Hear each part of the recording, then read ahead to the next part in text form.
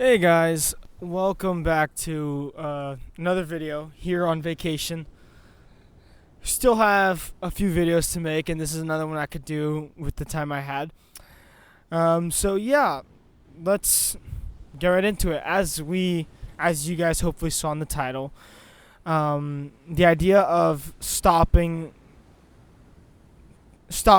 an unclean life. Why I bring this up? Because I feel like it is really important. I've been seeing this trend right now a lot on Instagram, YouTube, all these places where people live out God in a few areas of their life, have the Bible verse, have this in their bios, go see this church, have conversation with this pastor, but their life isn't clean. And what I mean by that is like this. I thought of this analogy. It's like we clean every part of our car. We clean the trunk of our car, we'll clean its tires, we'll clean the outside, windshield, everything. We might even clean a little bit of the back seat and also the driver's seat, right? We'll clean up, we'll vacuum, do whatever you gotta do, take it somewhere. But we like to leave the passenger seat dirty still. We don't want to clean that up fully yet. We don't want to surrender everything and clean up everything, right? And I've been seeing this a lot online around the world where people are living out God 90%, 95%, cleaning everything up until that little limit, to that, I can't clean that part yet. I don't want to live in the light of the Lord yet. I don't want to be 100% the light. I want to be 95%, but I still want to hold on to that. I still want to do that one thing. We gotta stop living an unclean life. We gotta be fully surrendered to the Lord. Here it says in Ephesians 5, imitate God, therefore, in everything you do, because you are his dear children. Live a life filled with love, following the example of Christ.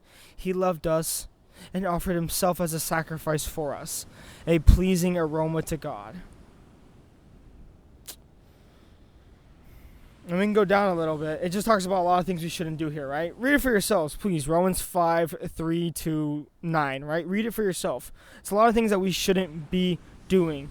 It's things that will guarantee us that we will not enter the kingdom of heaven, that we will not inherit the kingdom of heaven if we do these things. Go read it for yourself. But it says here, carefully determine what pleases the Lord. Take no part in worthless deeds of evil and darkness. Instead, expose them. It is shameful even to talk about the things that ungodly people do in secret.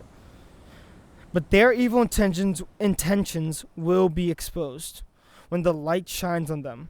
For the light makes everything visible.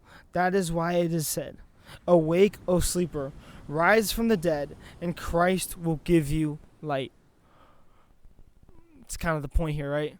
It's we clean up everything. We got to get rid of everything.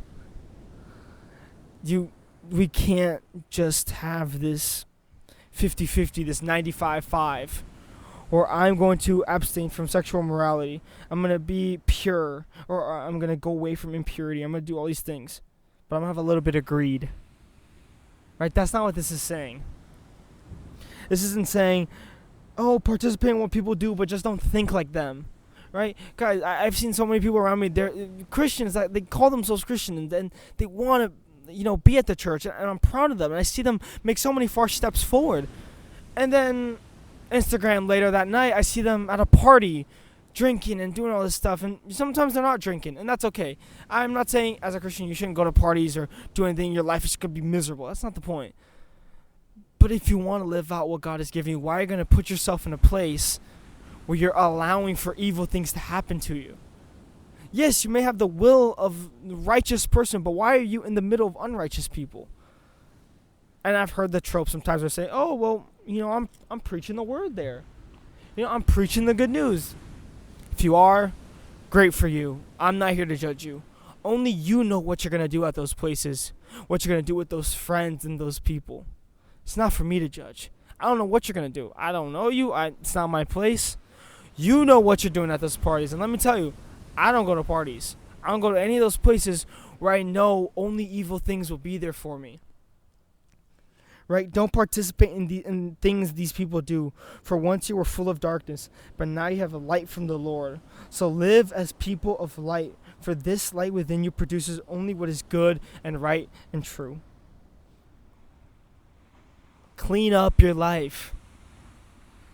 Whatever's holding you back, whatever's stopping you, whatever is happening, get rid of it. Get rid of it soon. You do not want to be 95-5. Right? Because you do not want to be lukewarm and get spat out from the Lord. Right? Because that's what the Lord does to lukewarm Christians. He spits you out. But I'm not even talking about lukewarm Christians. I'm talking about people who are almost there, just not giving it up fully. I did this for a while, honestly, where I cleaned up a lot of areas. I did half of what this, no, like 85% of what's this saying. I tried to abstain from all these things, abstain from foolish talk, coarse jokes, all these things. But there are little bits that I left in. Anger. I wasn't very patient. But see, these things dragged me down. These things pushed me away further and further from God. And it might not now. Maybe you're managing this double like 95-5. Right? 95 for the Lord, 5% for the world. Maybe you're managing it now. But it might come crashing down one day, and your 95 might drop to 80, and to 70, 60, 50, and you might end up at 0 and 100% the world. So I encourage you. I encourage you to clean the rest of your car. Clean the passenger seat as well. Do not clean 95% of your car and leave that little percent dirty, thinking no one's going to notice. Right? Don't leave that one little bit that you think no one's going to know. God's probably not going to say anything. It's just one thing. Everything else is perfect. No. No, it says it right here. But their evil intentions will be exposed when the light shines on them. For the light makes everything visible. Everything visible. So clean up your life. God wants you to. Everyone around you most likely wants you to. So let's clean it up.